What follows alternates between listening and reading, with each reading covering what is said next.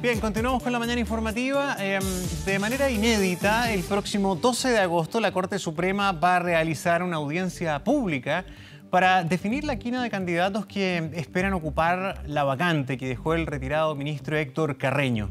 Bueno, queremos ampliar y profundizar este proceso. Estamos con Cristian Riego, académico de la Escuela de Derecho de la Universidad Diego Portales.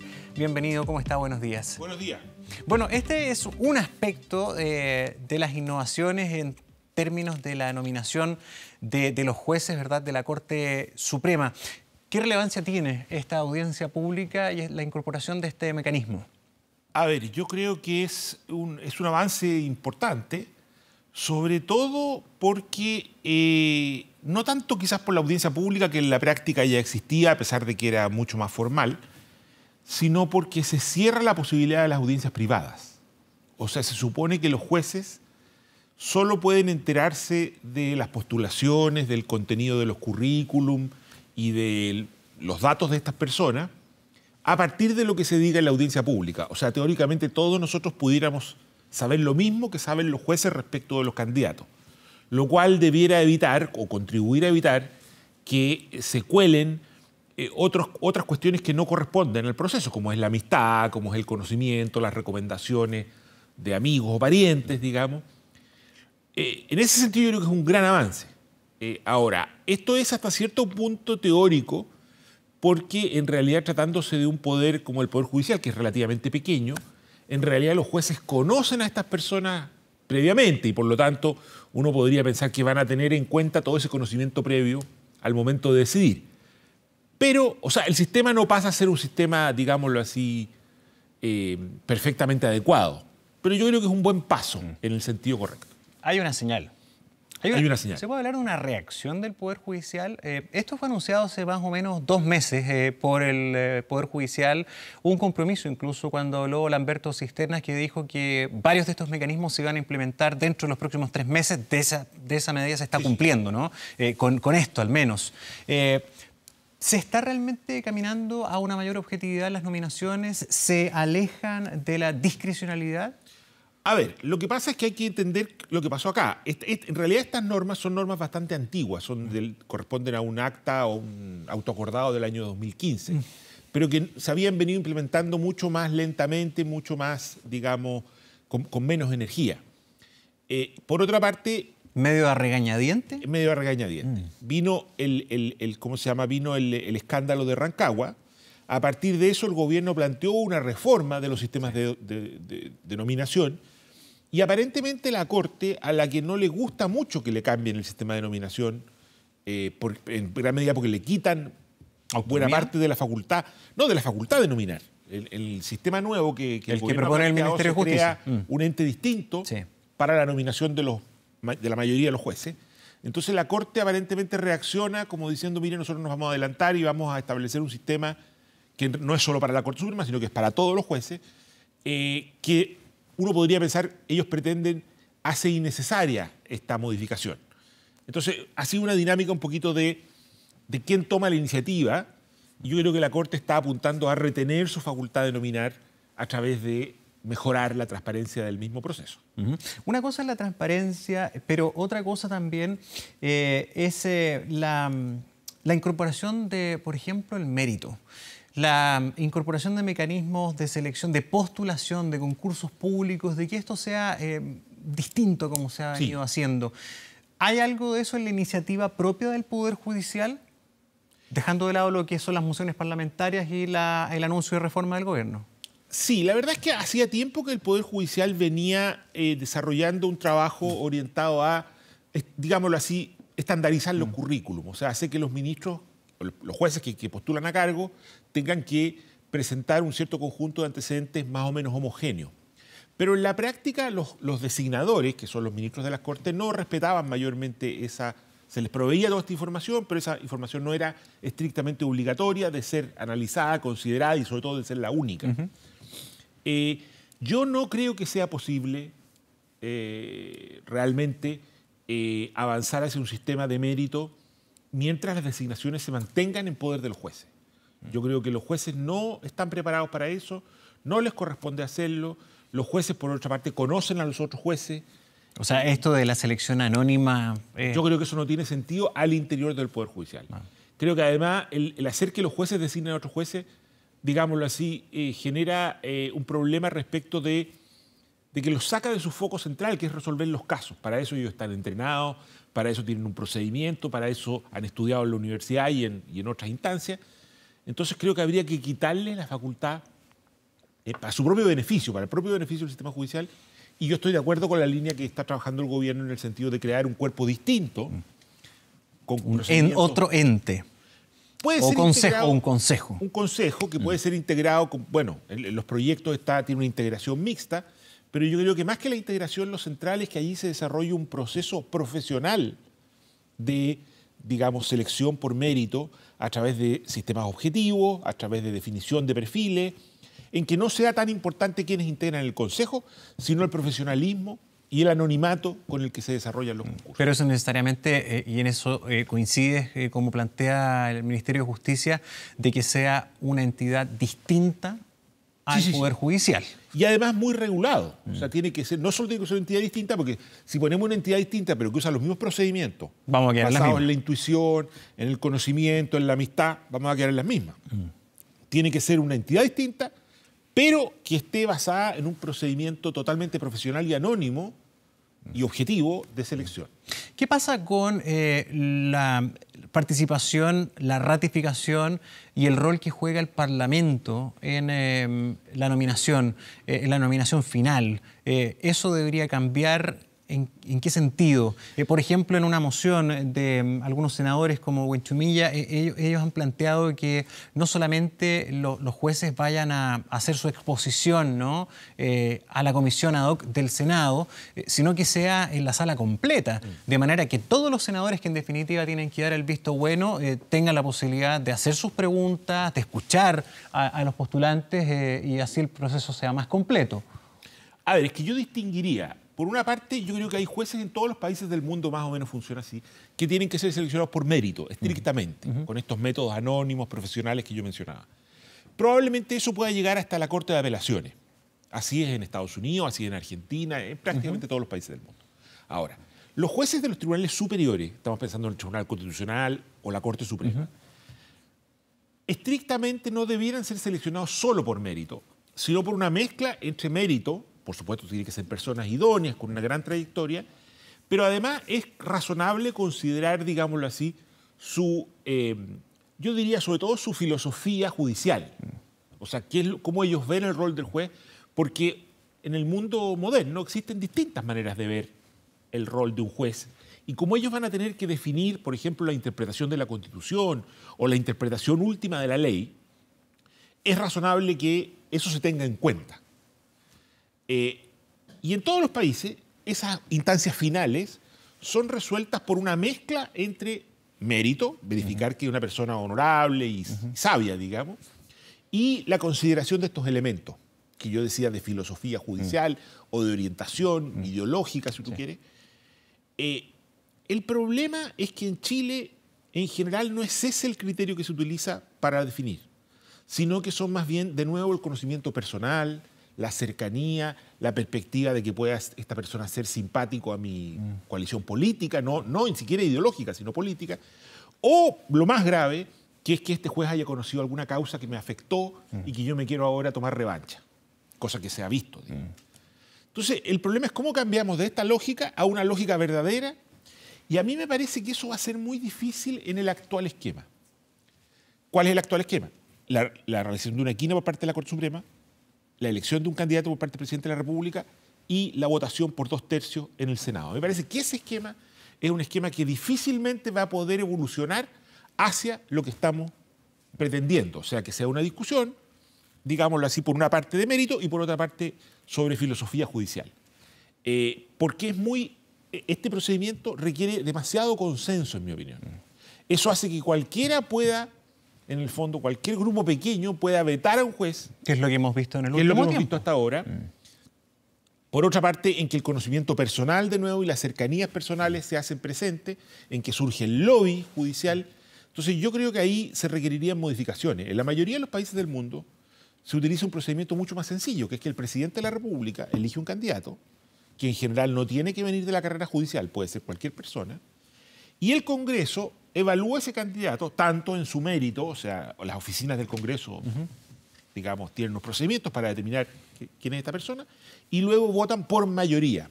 Aquí en Chile tenemos el problema de la selección judicial, que a mí me parece ya que debiera suprimirse, y en segundo lugar tenemos el problema de los 2/3, que le dan demasiado poder a la minoría, no solo a la minoría, a pequeños partidos, a pequeños grupos, para vetar a un juez por razones, digamos, muchas veces que no son las apropiadas.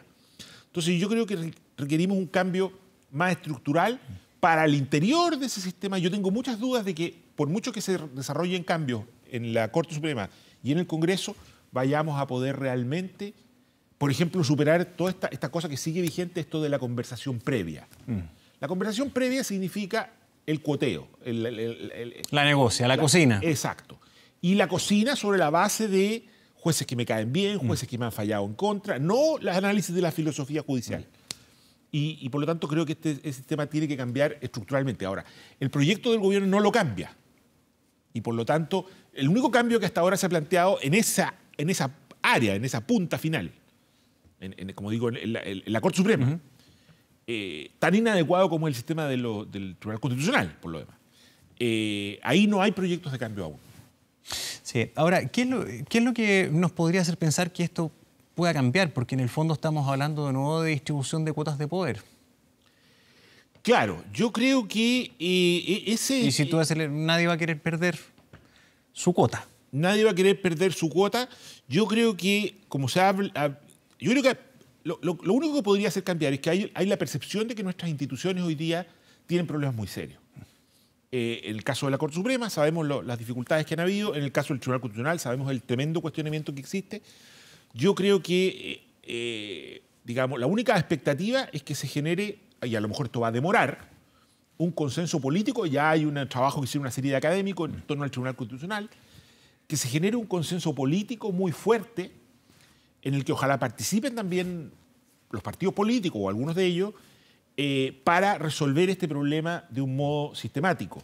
O sea, sin una perspectiva de estar calculando qué espacio de perder pierdo o gano. Porque yo creo que el deterioro va a continuar. Sí, desgraciadamente. Cristian, quiero ir a un tema que habla un poco de la esencia de los jueces, de las personas. ¿El juez puede ser objetivo o el juez debería ser una persona que, independiente de sus posiciones respecto a la ideología, a las temáticas, tenga que ser una persona capaz de impartir justicia? Esa es la pega del juez. ¿No es llamativo que ellos tengan que ir a dar una exposición para saber cuál es su tendencia, casi que su color político o su posición valórica? Todas las personas tenemos posturas y tenemos visiones en lo personal, pero uno imagina que el juez debería tener esa fortaleza de abstraerse de sus colores y del momento de los que hubo, impartir justicia. A ver, simplificando las cosas, yo diría que los jueces de los niveles más bajos tienen que tener fundamentalmente dos apegos, que es el apego a la ley, o sea, ellos tienen que aplicar la ley, no importan sus opiniones personales, y el apego a los hechos del caso. O sea, tienen que averiguar lo que realmente ocurrió de manera lo más objetiva posible y aplicar la ley. Y ahí, por lo tanto, yo creo que habría que exigirles el máximo de objetividad en el desarrollo, a pesar de que sabemos que la objetividad humana no existe, somos todos, pero hay que apuntar en ese objetivo. Ahora, lo que ocurre es que en el caso de la Corte Suprema y del Tribunal Constitucional, ellos están llamados no solo a aplicar la ley tal y como viene y como ha sido interpretada por los tribunales superiores, sino que ellos están llamados a definir esa interpretación. Y como las leyes y la Constitución están expresadas en lenguaje verbal, digamos, y el lenguaje verbal es por definición ambiguo, siempre es posible, siempre va a ser relevante la lectura que ellos hagan de ese lenguaje. Cuando la Constitución dice, por ejemplo, hay que proteger la vida del que está por nacer, bueno, es posible leer eso de muy distintas maneras. Es posible leerlo de manera restrictiva, tratando de entender esa disposición de la manera más estricta posible o de una manera expansiva, entendiendo que abarca una serie de situaciones, digamos, y regula una serie de situaciones que en la mente de otro podría no estar. A pesar de que en rigor nuestro sistema de justicia es muy diferente, por ejemplo, al anglosajón, al norteamericano, donde allá sí que es mucho más interpretativo que en el caso nuestro. Sí, lo que pasa es que nosotros hemos tomado muchas cosas de ese sistema. Por ejemplo, esta idea de la supremacía constitucional, o sea, de que las cláusulas que están en la Constitución pueden, digamos, servir para restringir o incluso inaplicar determinadas leyes que son contrarias a esas cláusulas. Por lo tanto, ¿cómo los jueces leen esas cláusulas, las cláusulas que están en la Constitución y que son cláusulas abiertas, generales? Sí es muy relevante. Y por lo tanto es razonable que los poderes públicos, o sea, el Poder Ejecutivo, el Poder Legislativo, puedan manifestar su preferencia en términos de el tipo de juez que quieren. Por ejemplo, hay quienes prefieren jueces que se atienen estrictamente al contenido de la Constitución y lo aplican de una manera muy excepcional. Hay otros que, o sea, lo aplican en el sentido de utilizarlo para interpretar o incluso para no aplicar una ley. En cambio, hay otros que pueden decir, mire, es bueno que la Constitución vaya adaptándose a la realidad social y esas cláusulas constitucionales vayan pudiendo ser aplicadas en hipótesis, digamos, distintas, nuevas, para, ¿cierto?, solucionar los problemas. Entonces, por ejemplo, la cláusula de igualdad, la cláusula de todas las personas son iguales, todos los ciudadanos son iguales, que es una cláusula que está en toda la Constitución del mundo. Bueno, ¿hasta dónde se aplica? Hay quienes podrían sostener que a partir de esa cláusula, por ejemplo, yo puedo sostener que las personas homosexuales tienen derecho a contraer matrimonio, porque la única manera de tratarlos por igual. Y hay otros que dirían no. Esa cláusula se refiere a las igualdades tradicionalmente conocidas, pero no se puede expandir a una situación nueva, digamos, en que personas que digamos... Entonces, ¿Y qué es lo deseable ahí? ¿Perdón? ¿Qué es lo deseable? Porque en el fondo tu justicia va a depender de qué suerte tengas o con qué juez o en qué sala de un tribunal te toque. O sea, hay quienes legítimamente dirán, esa materia no puede ser resuelta en base a una cláusula constitucional tan amplia, sino que tiene que ser resuelta por el Congreso, ¿cierto? Si hay o no, por ejemplo, el matrimonio igualitario. Hay quienes dirán, no. Requerimos que nuestros jueces apliquen el principio de igualdad a situaciones no imaginadas por el legislador original, por quien redactó la Constitución, y establezcan judicialmente la posibilidad de que una persona pueda contraer matrimonio. Ambas visiones, diría yo, son legítimas. Pero eso es la filosofía judicial. O sea, cuando yo elijo un juez constitucional, la Corte Suprema o en el Tribunal Constitucional, yo tengo derecho, supongamos que yo soy un parlamentario, un representante, presidente de la República, a preferir un juez más expansivo en su interpretación o un juez más restrictivo, ¿cierto? Y es algo que es discutible. No existe un solo modelo de juez en esta materia, por ejemplo. Sí. Y así en otras. Cuando se habla finalmente, Cristian, dentro de los aspectos deseables de un postulante a estos importantes roles, los años de servicio, la antigüedad, ¿son necesariamente un indicador de que ese postulante es mejor que otros? Porque hoy día se considera fundamentalmente eso, el mérito. Yo creo que no. Yo creo que la carrera judicial debiera llegar, porque la carrera judicial basada en el mérito, debiera llegar hasta la Corte de Apelaciones. Porque ahí es donde, digámoslo así, es el puesto más alto desde el punto de vista de lo que es un juez técnico. La Corte Suprema, como digo, igual que el Tribunal Constitucional, por supuesto, para postular a ellos debiera existir una trayectoria, no necesariamente una antigüedad. Pero una persona pudiese ser un gran abogado litigante, o haber sido un gran funcionario público, un jurista reconocido, o pudiese ser un académico, o un juez también.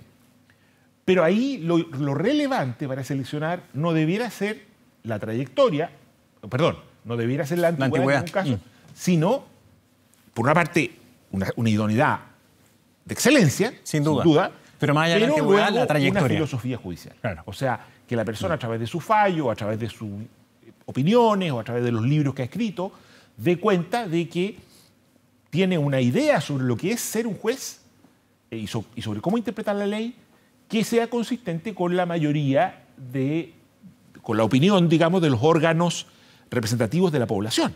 O sea, que sea consistente con con la mayoría circunstancial, que en ese momento lo está eligiendo, y las cortes en general en el resto del mundo se van armando así. O sea, el presidente de la República con el Congreso designa un número de jueces y luego el otro gobierno designa otro número, y entonces vamos creando una corte que es mixta y en el cual conviven diversas filosofías judiciales. Cristian Rego, muchísimas gracias por venir. No, gracias por invitarme. Que tenga buen día. Hasta luego.